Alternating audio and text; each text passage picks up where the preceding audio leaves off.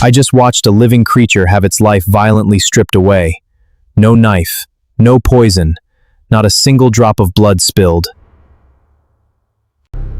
The killer used nothing but a dead, unblinking stare and a guttural incantation whispered deep in his throat.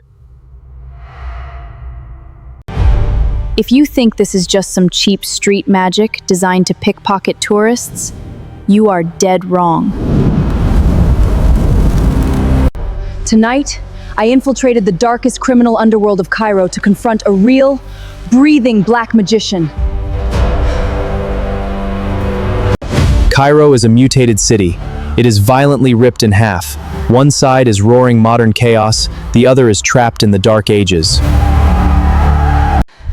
I navigated through rotting, sunless alleyways where the police refuse to enter and the law simply does not exist. This is the breeding ground for low-level occultists, where warlocks and necromancers operate completely off the grid. The man I found was 60 years old. He looked as harmless as a carpenter, but his eyes were morbidly locked onto the floor. I pulled out a brand new, pristine white silk handkerchief, placed it on the table, and demanded he prove his power. No lighter, no chemicals. He just used a dried reed pen to draw jagged runes that do not belong to any human language. He began muttering high-pitched, clicking sounds like an insect. The temperature in the room instantly plummeted below freezing. Poof! Right in front of my eyes, the silk violently erupted into thick, toxic black smoke, burning aggressively without a single flame. The cloth is just a dead object. Now bring me a living, breathing creature.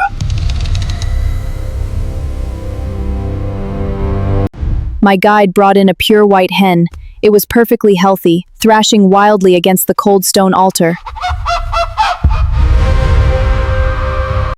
He didn't touch it. He just used a blood-red powder to draw an ancient 9-square matrix directly onto the floor. His eyes rolled completely into the back of his head. His chanting turned into a horrific screech, like nails dragging across glass. The hen suddenly stopped crying.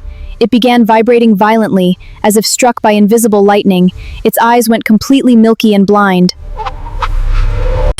And then, snap. Its entire body locked up like a stone statue.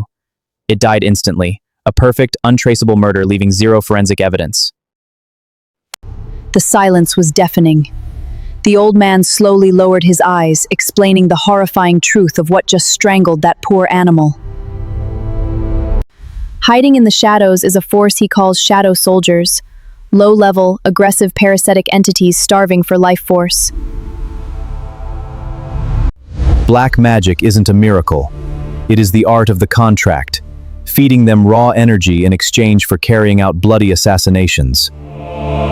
But this game has a brutal, unforgiving price.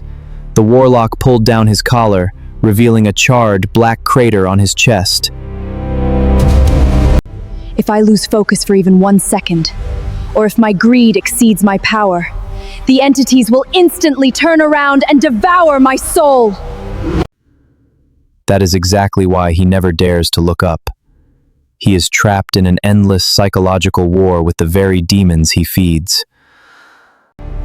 I walked out of that alley at dawn.